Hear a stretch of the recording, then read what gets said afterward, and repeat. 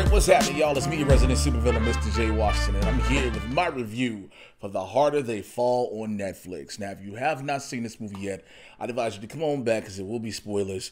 First of all, I'd advise you to go watch the shit out of this movie because it's fucking amazing. Let me get that out the gate.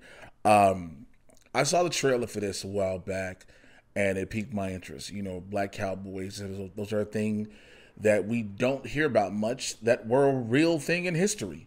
Like, it is what it is.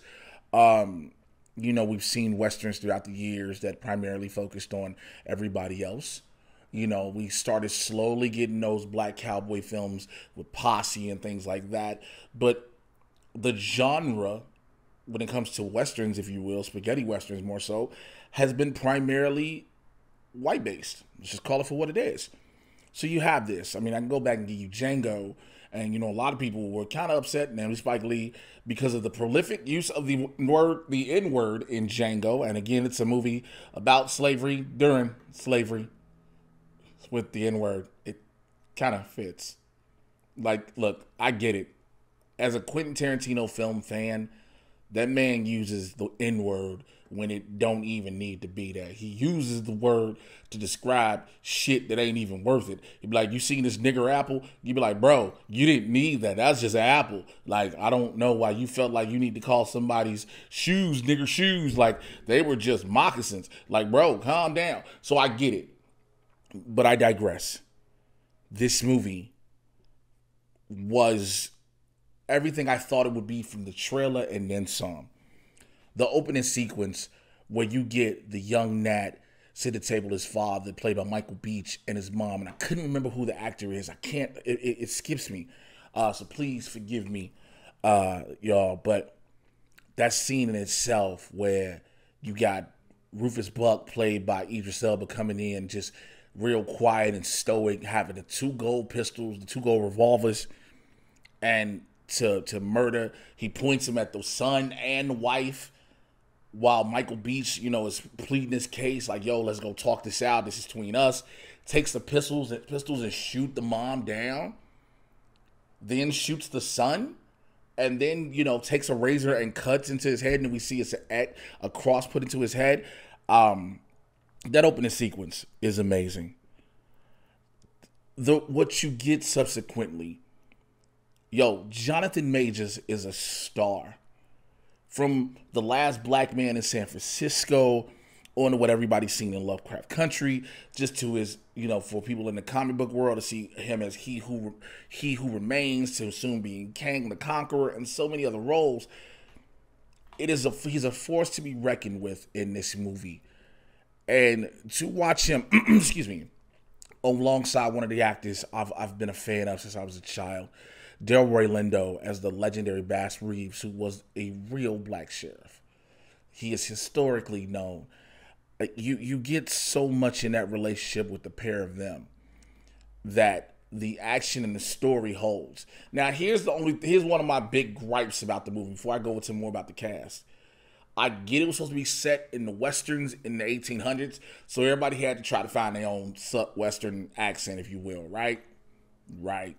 Cool. I understand that. Everybody doesn't have that. Again, this was shot during COVID, during the quarantine period of COVID. We still are in COVID. I don't know why people keep saying during COVID. Like, we're still in the panorama. Like, we're still in the middle of this goddamn parallelogram.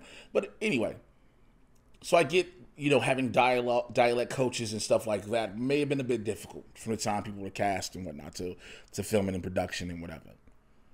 But Regina King, who I am such a fan of, you know, her work, her directorial debut in One Night in Miami, her work, I go back as far as 227, to her voice in the Boondocks, Sister Night in Watchmen, etc., etc. I've been a fan, and I love it. And she, as Trudy Smith, is phenomenal in this. But I keep trying to figure out, is she supposed to be from, like, Texas, Mississippi, or New Orleans? Like, because the accent changes a lot. But I get it, and I understand. It's a small gripe. I hold nothing about it. I understand what it is, right? But when I bring up Regina King, I'd be remiss if I didn't bring up Zazie Beetz. Zazie Beetz. That's, okay, I'm sorry. I remember now who plays Michael Beach's wife, aka Nat Love's mama, DeWanda Wise. My apologies. My apologies. That's on me. But Zazie Beetz is phenomenal as Stagecoach Mary feels. Zazie Beetz brings a level of sexy, yet gritty and grounded and raw, and that action. There's a fight sequence between Trudy and Mary that my comic book brain, for those who know, all of a sudden was like, yo, you got Domino fighting Sister Night. That's literally what I thought. And their choreography was done very, very well. Mary being the love interest of Nat Love, no pun intended. When you see Nat first go into Stagecoach Mary's saloon and Mary walks up to him giving a kiss and he like, yo, what was that for? She's like, to let you know what it was. And then socks the shit out of him and like, let you know what it is. And like, I was like, okay, this movie has so much action, story, heart, and comedy in it. It is incredible. Danielle Deadwyler as Cuffy. Oh my God. You know, a lot of people would look at Cuffy because of the way she's dressed. You're like, oh, that's a little boy. Until they have this plan to go rob, they get told they have to rob a bank, and Cuffy got to dress like a woman, and she takes down her pants finally, and RJ Silas, Jim Beckworth, is like, woo! I thought I was in love with a boy. It is just hilarious. But and then when she tries to walk with the dress and heels, because she's never walked like that, she's never carried herself feminine, if you will. Like, this shit is amazing. The chemistry this cast gets throughout this entire film is surreal. I tweeted about this, which you can see in Mr. J. Washington. I said, this is the epitome of black excellence. You look at this cast, again, and run down the names. Idris Elba, Zazie Beetz, Regina King, Jonathan Majors, Lakeith Stanfield as Cherokee Bill. I'll get into him in a second. RJ Seiler, Delroy Lindo, as I just spoke about. Edie Gathegi, Dion Cole, Woody McClain, Mustafa Shakir, Danielle Deadwyler, Damian Williams Jr. So many heavy hitters in the game. So many people I've admired their talents watching on screen. I've wanted to be like them is the reason why I got into acting. I wanted to work with them eventually. Some I've worked with in stand-up, being Dion, who's like a big brother to me, and Damian Williams Jr. Like, it's just incredible. And so the chemistry that these guys and girls together put on to make this happen is amazing. Lakeith Stanfield's Cherokee Bill.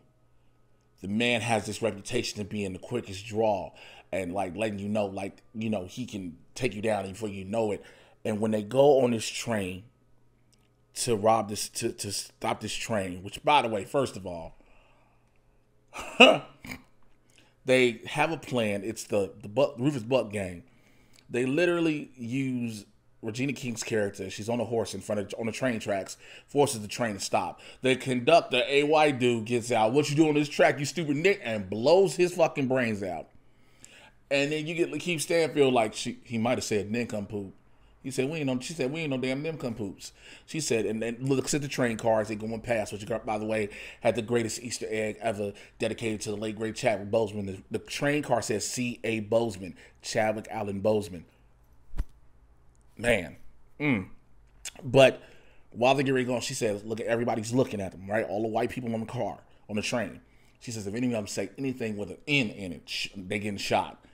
And again, this level of this Western that is happening during these times still, it is a consistent reminder throughout the film that slavery in the U.S. is a thing that happened during the period of Westerns, which goes back to what I was talking about with Django. Like, there's a moment when they're all in Redwood City. I guess this is the town that Idris Elba's Rufus Buck and Dion Cole's Wally Esco built together. And Trudy, played by Regina King, is talking about they need to come up with a tax to help keep the town because investors trying to come in. Of course, this is that Western settlement, you know, that Western frontier, and everybody was moving in. And, you know, she was talking about the money, and one guy was like, these are hard days, and you press between a rock and a hard place. And she was like, how long have you been in this country? Where I'm from, that's just a Monday. And again, that's the slavery, the oppression black people are going through this time. I bring that up also because almost on cue, Netflix posts this on social media in the comments. Ah, here go Netflix all woke, blah, blah, blah, forcing diversity. There are certain issues with Netflix outside of the box. I understand that. I won't get into that. That's for another day, another time. I might talk about it on Blurs. Who knows? But in this case, this is not just being woke. This is telling a story of people who really fucking existed. And I've said this before in other reviews where diversity is a thing, where there may be more black actors, brown actors, Asian actors, etc., etc. Stop saying shit is forced when shit is what it actually is. It is there. It is historical. It is reflective of times and different things. There is a point in the film where the Rufus Buck gang literally sets up Nat Love and his gang because they kidnap Mary and tell him, you're going to go rob this bank in Marysville. It's a white town. They're like, it's a white town, right? They go to Marysville. It's fucking hilarious. Everything is all white. And when they get there, it's superimposed on the screen, Marysville, in little quote, parentheses, a white town. It's because it's all white people, a white town. And again, this is when you have Cuffy in the dress for the first time trying to be feminine, and she has to play like she's the wife, girlfriend of Nat Love. And again, all these white people looking around. They walk in, of course. They walk into a bank they about to rob. It's like the needle on the record scratch. And Cuffy has to go, and she says, I'm trying to make a withdrawal from the bank. And you know, they don't think they're getting robbed at first. All they can do is just laugh at her because it's like, you're a black woman. This is a whites only bank. What do you think? Like, you need to have an account here. Maybe you need to go to Redwood City or Jericho, black towns. Not being woke, it's indicative of the times. It is realistic with the times. I want to talk Dion Cole as his Wally Esco. For me, this hits personally because, like I stated earlier, Dion Cole is like a big brother to me in the comedy game. Not only did I watch Dion before I got into stand-up, when I got into stand-up, he's one of the people I've looked up to. I've had the pleasure of working with him. I've had the pleasure of being around him. And it's been times where, you know, we'll be at the comedy store and he's like, Jay, I know what you're doing. Like, he's seen my moves I've made and I don't even tell him. And it's an honor to have someone who is doing what you want to do watching over you in a sense. I'm not saying he's dead, but yeah, you know what I mean? And to watch him step out of the normal comedic role into this, you know, the first glance we get at him, he's eating a steak, right? Because Rufus then came back into town, he's eating a steak, and he has this monologue. I'm a badass too, blah, blah, blah, blah. You won't let me leave. And you find that his guys come in, and they're like, they want you to come outside. And he was like, I'm not coming. He's like, I'm not coming. And the dude comes in with a pistol, like, yes, you are. And so then it gets serious, but I say that to say, to go out of the comedic element in which Dion Cole is known for, to be serious as a sheriff, a man who stood on his principles as he believes, who got his teeth knocked out by Rufus Buck, who was once his boy, who then, you know, doubles back to help Nat Love them take him down, and in the process of trying to take him down, gets blown the fuck up. The character has so much layer and depth that you didn't expect. R.J. Silas, Jim Beckworth, again, I guess you could consider him the comedic relief. And him being so serious, wanting to prove his point of being faster and quicker on the draw than Cherokee Bill. And at the point we get to them two having a standoff and getting ready to do it. And, you know, Jim's counting down and he's counting slow. And before he gets to 3, he gets shot through the fucking jaw and dies. And you got Cherokee Bill talking about, why do they always count so slow? And it's just crazy because later you have him die. Again, I told y'all earlier, spoilers. You have him dying at the hand of Cuffy after getting shot in the neck. You know what I'm saying? And Cuffy telling him Beckworth was faster. The massive gunfight that we have, the culmination of in Redwood City that had these moments in it with Delroy Lindo just being a badass. Again, just being badass Delroy Lindo, which amps up the mysticism, the legend that is Bass Reeves. To see how he goes through this, just boom, boom, like, yo, you know who I am. He tells earlier in the movie when he's in Stagecoach Mary's and he's about to arrest Nat, because Nat at this time early in the film, I'm going all over the place, so please excuse me. Nat is a wanted man, and he's like, yo, Nat, he got a pistol and Nat and somebody else. He's like, yo, you shoot me, he's gone, and then two of y'all will be dead before you even know it. Like, that's how much of a badass he was. Again, for those who think I'm lying, please do real research. You know, yes, the internet is available and everything you can see. Bass Reeves was a real person, badass. They talked about him in Watchmen and other things of the sorts. So I highly recommend you check on that. But the level of the performances all up, and even the culmination performance where you have the final meeting of Rufus Buck, played by Idris Elba, and Nat Love, played by Jonathan Majors. And I don't want to really spoil. I spoiled a lot, I already know. But what happens in this moment, the emotion you get, these two actors, this legendary actor in Elba, this newer upcomer on the scene, if you will, in Majors, and the emotion they give you, and the tears and the feeling you get, and when it all comes down to it, and you're like, damn. Look, I've stated a lot of movies are Oscar worthy. A lot of movies should be nominated and recognized.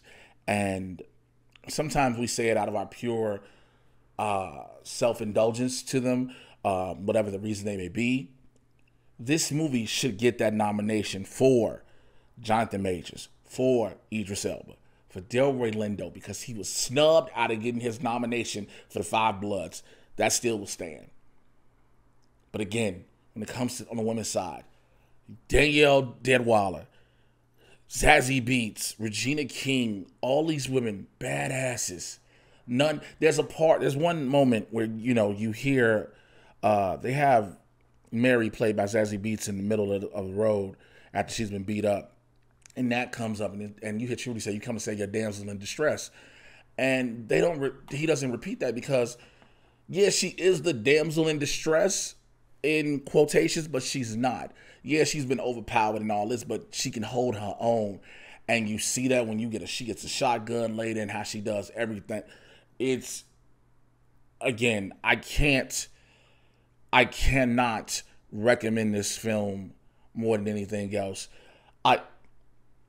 I'm all about black excellence. I'd be a lie if I told you otherwise. I'd be on bullshit if I told you I wouldn't. When you tell me a film has a predominantly black cast, I don't go watch it because it resonates being a black man and a black actor on top of that. Some aren't good. Let's just be real. There are some films that just aren't good. Just as much as there are white films that aren't good. Latino films that aren't good. Asian films, et cetera, et cetera. There are films that aren't good always. But this one takes the genre of westerns, spaghetti westerns, cowboys, and on top of the action and the depth and the gravitas of the story, gives you heart, gives you humor, and keeps you engaged. And again, I highly recommend everyone check this out. I highly recommend everyone. So that's 2 hours and like 20 minutes. Other movies have been way longer now. So go check this out, man. If I had to give it a rating on 1 to 5, I'm giving it 5 stars across the board. The soundtrack is phenomenal. The soundtrack is so dope. It's stuff you wouldn't think would fit in the moment, but it does. It definitely does. And so please go check it out. With that being said, as always, I want to know your thoughts down in those comments below. Now, let's keep it civil. We are talking about a movie. It's not going to change anybody's life the way you see it. I see it. This is my opinion. Mine. I want to know yours. We ain't got to go, blah, blah, blah, because all of that's unnecessary. And also, I'm not that one you want to do that shit with, because I'll come back at you. I can make time. I can reply on here. So we don't want to have to do that. But nonetheless, get down to those below. If you're new here, please subscribe to the channel. Other reviews come up, movie reviews, trailer reactions. If you like the superhero genre, myself and Winston A. Marshall are reviewing Doom Patrol. We will be reviewing Harley Quinn when that comes back, and so much more. I will be reviewing Hawkeye when it drops on Disney Plus, etc., etc. But please follow me on Twitter and Instagram at Mr. J Washington, MRJAY. You should know how to spell Washington. Check out Blurs in the Hood with myself and the aforementioned Winston A. Marshall every Tuesday and Thursday, 6 p.m. Pacific, 9 p.m. on the East Coast. We talk about the world of pop culture, news, sports, entertainment, and more from a Blurs perspective. And we are unapologetically black. And the Mad Titan podcast is coming back. Again, I keep trying to have it going regularly, but my schedule gets busy, which is a good thing. But I got to make sure I get y'all this. I got to get y'all that. All right? So take care. I'll holler at y'all later. I'm out. Bye.